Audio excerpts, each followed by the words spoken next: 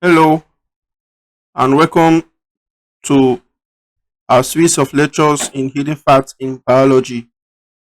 We are still on the cell and its environment, and now we're going to be looking at some concepts. The first concept we'll be looking at is the concept of plasmolysis. Now, what is plasmolysis? Plasmolysis can be defined as the shrinkage of vacuum and pulling away of the cytoplasmic linings from the cell wall when a plant cell is placed in more concentrated salt solution. When a plant cell is placed in a more concentrated salt or sugar solution, that is, we are talking about a solution that is more hypotonic than that of the cell sap. From our knowledge of osmosis, we understand that the water is going to be moved from the sap of the plant into the more concentrated solution. That is, water is lost, and this loss of water is by the process of osmosis. And from what we have discussed on the concept of hemolysis, we call this exoosmosis because the water is leaving the sap of the plant, and as a result of water loss, the vacuum is going to shrink and they will be pulling away of the cytoplasmic linings from the cell wall. The space that will be created between the cell wall and the cytoplasm will be filled with concentrated solution. And when this happens, the cell becomes flaccid or plasmolyzed.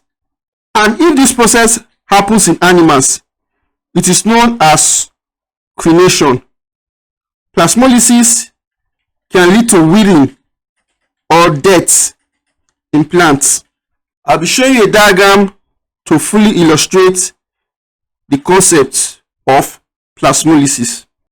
You can see the diagram of the plasmolyzed plant cell. The evidence that this is a plant cell is because of the cell wall. You can see the cell wall has been circled there. You can also see the plasmalemma, which is also known as the cytoplasmic linings. It has been pulled away from the cell wall. The plasmalemma has been pulled away from the cell wall, and this pulling has created those spaces that you are seeing. That is the extra space between the plasmalemma and the cell wall. These spaces that have been marked by arrows are filled with concentrated solution. And there is also shrinkage of the cytoplasm. You can see the shrink cytoplasm. It has been labeled there. That is the shrink cytoplasm. And this happened as a result of the pulling of the what? Of the plasmalemma. Also, the vacuum has also been shrink from the cell wall. You can see the vacuum which has been shrink from the cell wall, and this cell can be said to have what? Be plasmolyzed based on this feature. If we are to place this plasmolyzed cell in pure water, that is in distilled water, what happens is that water is going to move into the cell by the process of what? Osmosis. And this is known as endoosmosis. Why will water move into the cell, or why will water move into the cell sap? Water moves into the cell sap because the vacuum will now be more concentrated than the environment or by the surrounding, and this will make the vacuum to increase in volume and distend towards the cytoplasm and the cell wall. The cell wall will also distend until no further distension.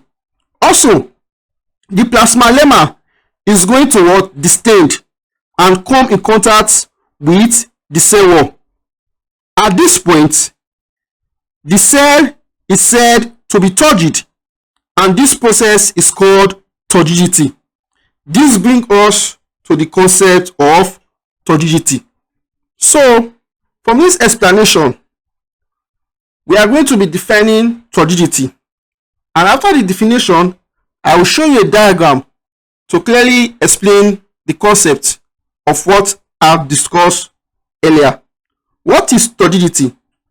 Turgidity is defined as the condition in which cells absorb plenty of water up to a point where the cell experiences full stretching, and at this point the cell is said to be turgid. Now I will show you a diagram of a turgid plant cell. This diagram explains the concept of turgidity. We can see the cell wall there to show that this is a plant cell. So that is the cell wall. Now we can see the plasmalemma. That is the plasmalemma. And unlike the previous diagram of the plasmolysis plant cell, we see that the plasmalemma extends towards the point of the cell wall. And also, we can see the cytoplasm. The cytoplasm here is not shrunk, but occupies the full extent of the cell. And also, we see that the water is entering into the vacuum. By those arrows, you can see those arrows you see moving shows water entering the vacuum, and this is the process of osmosis. And when water enters the vacuum becomes distended and pushes against the wall of the cell. This concept of turgidity is useful to plants because it makes them stand erect and helps to give support to the stem, leaves, flower, and gourd cells. Some plant cells, such as the parenchyma cells, can perform supportive functions only when they are turgid. For example, the lamina of leaf is always flat because of the turgid mesophyll cells. This brings us to the end of our concept of turgidity. We'll be discussing briefly another important concept. This is the concept of flaccidity. What is flaccidity? Flaccidity is a condition in which plants lose water to their surroundings faster than they can absorb, and this condition results in the withdrawal of water from the vacuoles of plants. When the rate of transpiration is faster than the rate of water absorption by the roots of a plant, the cells of the plant becomes flaccid. That is, they lose water and the plants will droop or wilt. Plants usually experience flaccidity when there is drought. Flaccidity will make plants to become weak and soft, and so the plants are going to drop. Another important concept I want us to look at is the concept of active transport. What is active transport? Active transport is a process whereby molecules pass across a semi-permeable membrane of a living cell against the concentration gradient. In active transport, there is the expenditure of energy, which is in the form of ATP. Active transport is a characteristic of all actively respiring cells, and such cells contain numerous mitochondria. I will be giving some example of living activities that involve active transport. Example include: number 1, the selective reabsorption of glucose, amino acid, and sodium in the nephron of the kidney during urine formation. Another example is the movement of sodium ions out of the nerve cells in the course of transmitting nerve impulses. There are some factors that can affect active transport in living cells, and some of these factors include: number one, temperature. How does temperature affect active transport? The lower the temperature, the slower the molecules move across membrane. But the higher the temperature, the faster the molecules will move across membrane. Another factor that can affect active transport in living cells is oxygen concentration,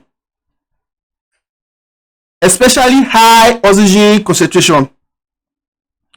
Any factor that will inhibit respiration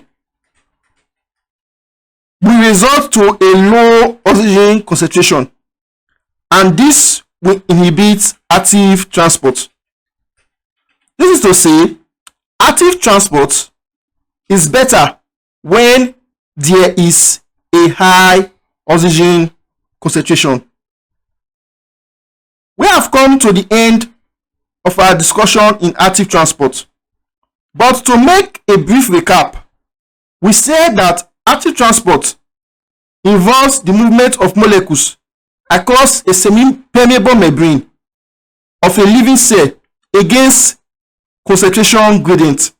When we say against concentration gradient, we mean that molecules are moving from a region of lower concentration to a region of high concentration. And we gave examples of living activities that involve active transport. And we also looked at the factors that can affect active transport in living cells.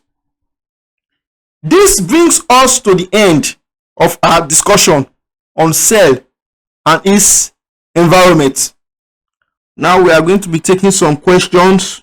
Our first example, we see a diagram there, and the question that follows says, which of the labeled structures in the diagram will shrink when plasmolysis occurs? A, I, B, II, C, III, and D, IV. From the labels shown in the diagram, the part labeled I is the protoplasm, and we know the protoplasm contains the cytoplasm and the nucleus, and it is the part labeled I that shrinks during the process of plasmolysis. So the answer will be A, I. Now to our second example, and it's still a question under the diagram we have seen. It says the condition shown in the above diagram is due to A, conversion of starch to sugar, B, conversion of sugar to starch, C, excess water in structure labeled I, and D, presence of carbon dioxide in the structure labeled I. From what we can see in the diagram, the structure labeled I is turgid, and turgidity happens as a result of water entering into the what? Into the protoplasm or cytoplasm. This will bring our answer to C. Now to our next question, and it's still based on the diagram. It says, which of the following solutions will induce the condition shown in the diagram? A, hypertonic solution, B, hypotonic solution, C, isotonic solution, D, distilled water.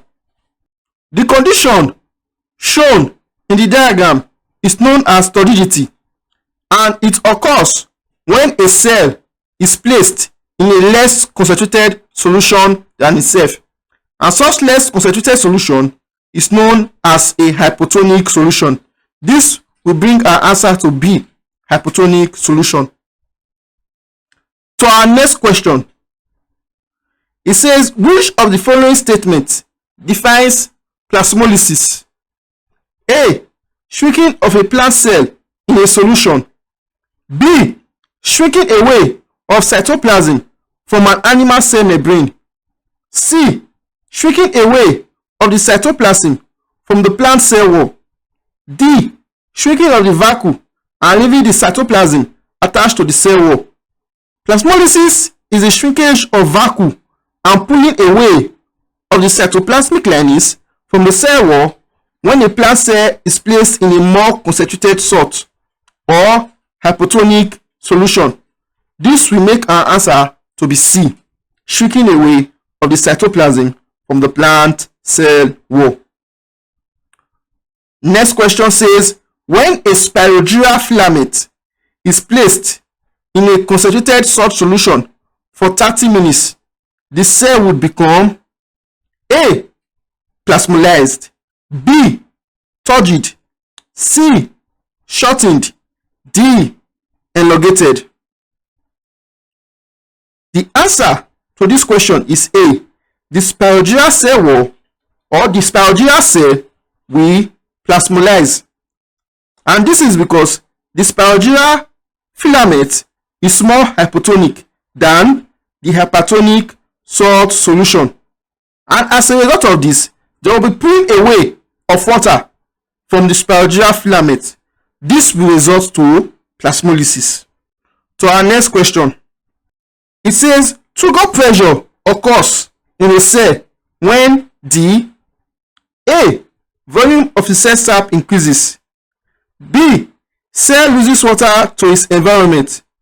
C. Volume of cell decreases. D. Cell is put in an isotonic solution. It's important for us to know what Turgor pressure is for us to answer this question. What is Turgor pressure? Turgor pressure is the force within the cell that pushes the cytoplasmic membrane against its cell wall. And this force is caused by excess fluid in the cytoplasmic membrane. And hence, increase in the volume of cell sap will cause Turgor pressure to occur. This brings our answer to A. Volume of the cell sap increases. To our next question. It says, turgidity in the cell of plants does not easily lead to a bursting of the cell because A. The cell membrane can resist this turgidity. B. Large vacuole contained in the cell can continuously take in water. C. Cellulose cell wall can resist the turgidity. And D. The cytoplasm is jelly-like. From our discussion, we were made to understand that plant cells have cellulose cell wall, and this enables it to resist turgidity, unlike the animal cell. This brings our answer to what? C. Resist the turgidity. So our next question. It says, in active transport, molecules move against a concentration gradient. Therefore, A. Molecules move from a region of low concentration to a region of high concentration. B. Molecules move from a region of high concentration to a region of low concentration. C. The concentration gradient has little effect on the movement of molecules. D. Molecules force their way through special channels. It's important for us to know what active transport is and what it involves in order for us to answer this question. Active transport actually involves the movement of molecules against concentration gradient. And when we say against concentration gradient, we mean the movement of molecules from a region of low concentration to a region of high concentration. And this is only possible by the use of energy. And this makes our answer to be A. Molecules move from a region of low concentration to a region of high concentration. We have come to the end of our question and answer series. These are the examples that we can take thus far. These examples were gotten from our textbook in Hidden Facts in Biology.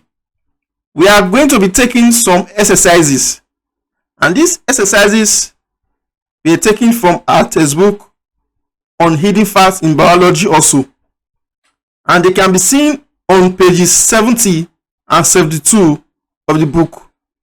You can try your hands on them to check your mastery of the topic.